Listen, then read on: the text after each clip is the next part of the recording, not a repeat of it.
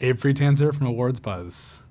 Greg, it's really good to see you. Great to see you too, Abe. Thanks, man. I had a chance to see the film at South by Southwest after avoiding it at Sundance because I was worried that it was a horror film. Oh. And I'm not sure how I was convinced to see it, but I think I agree that it's not. What's your take? Man, yeah, I've never considered it a horror film. I think it's lit like a horror movie. But yeah, like once we got into the Sundance midnight section, people started I guess they were assuming that it was horror, so it kind of went out. We kind of had to try to temper people's expectations. Like, this is not like it's like scary in the way that like a traditional horror movie is. That said, I have had people that have seen it and still consider it to be horror. So at that point, it's like, if you can consider it whatever you can consider it like a rom-com if you want. Yeah. So, but yes, I've always considered it a sci-fi thriller with jokes, a genre mashup, really. And anxiety chic, as and your anxiety stars chic, said yes. and your shirt says. Yes. Before we get into some details, I want to know, for those who haven't seen it, what do you think they should know before they watch the film? Ideally, nothing. Like I like to go into every movie as blind as possible. If I know I'm going to see a movie, if it's a director I love, or maybe it's like a sequel, I'll just avoid the trailer.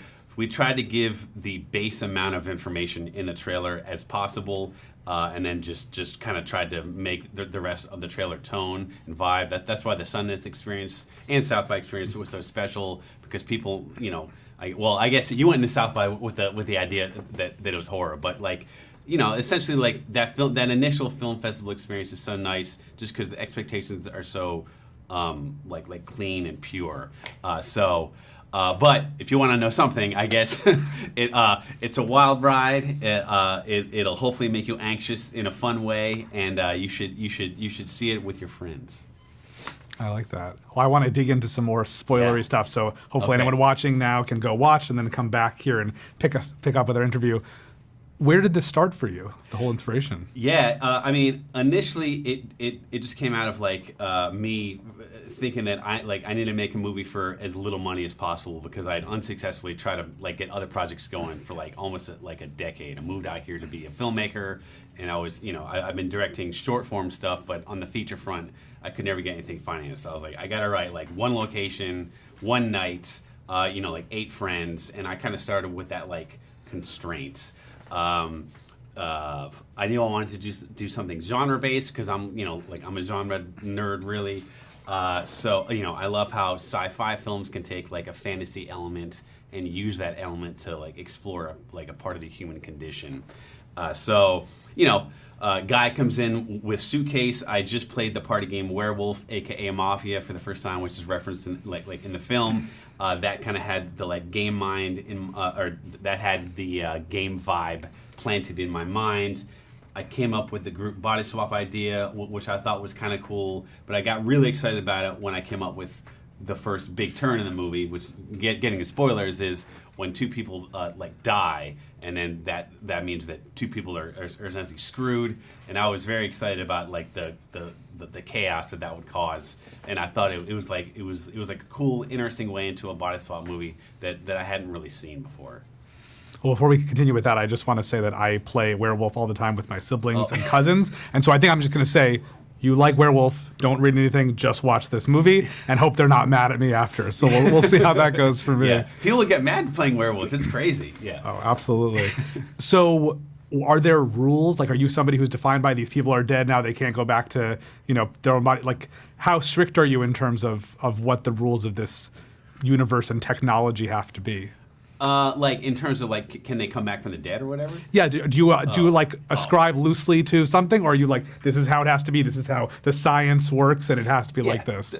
The pseudoscience is essentially, the way Forbes explains it is if your brain is a hard drive that stores files, i.e. memory, consciousness, we're just swapping the files. So once your consciousness, i.e. soul, is in my body and my body's dead, there's no longer anywhere for your memories to go, so you're just gone.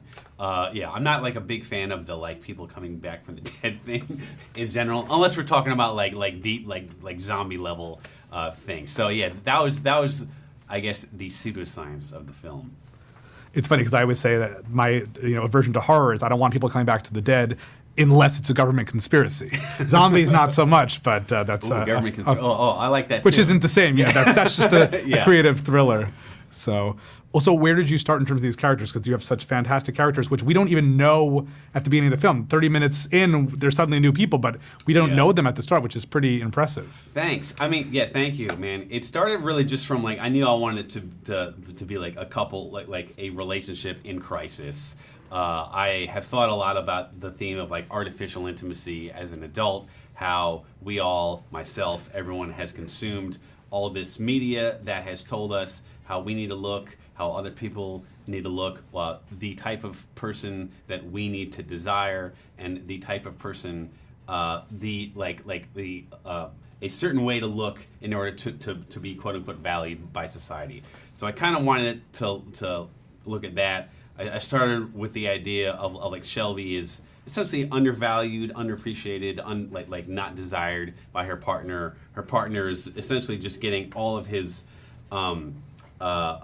information from screens, artificial intimacy, and so kind of jumping off of that, I needed to have like a sort of beacon character that Shelby aspired to be that was different than herself, like an influencer kind of seemed like the obvious answer, and making Shelby biracial was a conscious choice because I'm biracial, and I've always felt a little like I need to lean into one side in order to be accepted by society. I wanted to kind of hit at those those insecurities. So when we first see Shelby, she's covering up her natural dark wavy hair with straight blonde hair, and by the end I wanted her to kind of go on this journey of empowerment, and then everyone else was kind of built around that idea. And then Forbes, of course, was we need a really enigmatic guy who he comes in the room, you're not sure